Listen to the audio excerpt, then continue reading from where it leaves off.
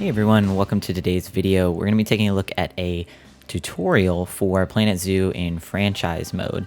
We're going to be looking at custom terrain maps, and in the recent 1.7 update for Planet Zoo, I believe, we were given the ability to create custom maps. And we can import those just as color maps. So they're grayscale color maps, and you can adjust the color lighter, darker as necessary to create height maps, which is an excellent feature if you're not one for liking a flat zoo and want just a little bit of extra challenge when you import your files.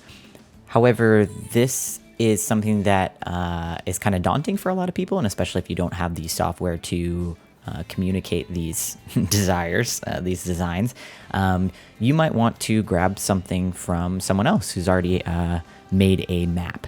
And you can do this through the Steam Workshop. And when you download zoos from your Steam Workshop, you will find them here in the My Zoos tab. And then under Downloads, you'll see I have a few downloaded currently. And most of the time when you hover over these, you're going to get three options. You're going to get play as sandbox, unsubscribe, and view it in the workshop. We're going to want to do it as play as sandbox. So obviously these are not playable in the franchise mode as they stand. But if you open these up as a sandbox zoo, like we're going to here, let's take this one for example. We'll load this guy up, and it may take a hot second because this is a full map, so can be a struggle for certain computers to run.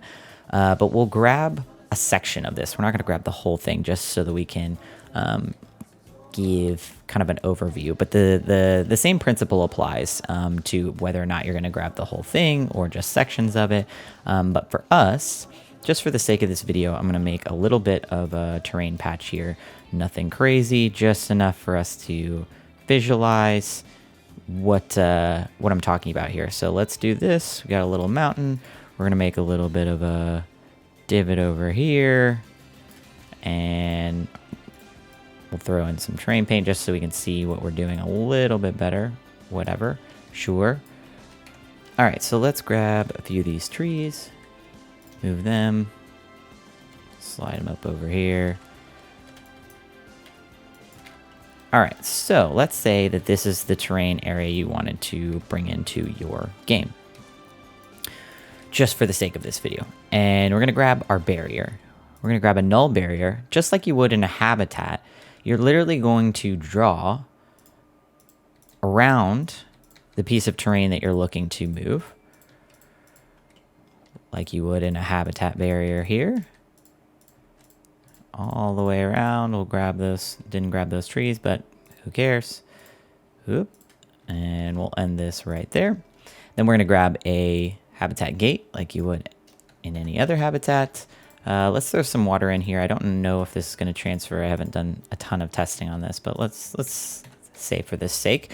So we're going to grab this piece. What we're going to do is we're going to make this a blueprint. So the same aspect applies. If you wanted to, you could extend this barrier all the way around this map. Just note that it's going to take a lot of processing power for your computer, so it'll be slow to paste and all that, but it is possible, and I have done this on a large scale just for the sake of this video, and while I'm recording and doing all this other stuff, it can be a lot to handle for your computer, so I'm going to do a shortened, condensed version of this. So what we're going to do here is we're going to do save as blueprint. Create a new blueprint. Doesn't matter what you name it. We're going to do test terrain transfer. Yep. And it doesn't matter blueprint tag, but typically I just like to select habitat just for my own sake. So we'll create this blueprint. So now that we've done that, we can back out of our sandbox zoo that we've opened up, whether that be from the workshop or a sandbox zoo that you yourself have already created. And then we're going to jump into franchise. And I'm going to do an example of this franchise zoo that I have started that has pretty much nothing. What you're going to have to do in terms of franchise, depending on how large the terrain type that you're working with, is you're going to have to kind of pre-play, meaning you're going to need to have some cash in the bank in order to do this. So while the blueprint, we'll pull this up, does not have, here we are, does not have a ton of money attached to it. Here we see 880.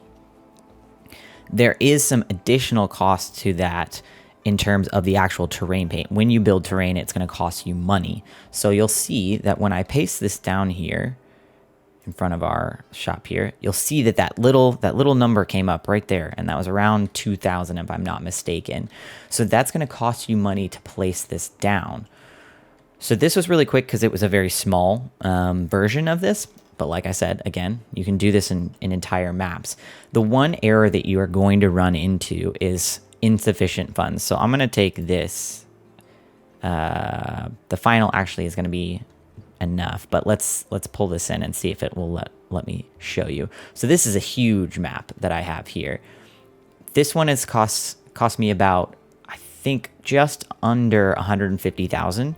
So that gives you an idea of just kind of cost you're going to need to build up. So what I did for this franchise zoo is I just put down 2 little habitats, ton of donation bins, and let the game run for about an hour and just built up what I have now here, which is about half $500,000 in the bank, just for the sake of having some wiggle room in terms of pasting this. So that's basically what we're going to have to do, because you are going to get listed with insufficient funds. You can place pretty much anything that you want as long as you have the amount of money that you need here in this bottom corner. It's not the number that you see next to the blueprint itself because of terrain. So that's pretty much it. You can do this with any franchise, any sandbox zoo that you want to do. Just grab your favorite terrain map from the workshop, load it into your game, make a habitat blueprint of it, and then run a franchise zoo for however long it takes you to build up your bank, and then place it in, and you're ready to go and you're ready to build. Because like me, some of you may want to play in franchise mode, but just have a little bit more flexibility in terms of the mapping right out of the gate. So that's about it for this tutorial, guys. I hope that was helpful for you. And I know it was frustrating for me for the last couple days to deal with that insufficient funds error. So hopefully this is a much quicker and straightforward tutorial for you all, and I'll see you in the next video.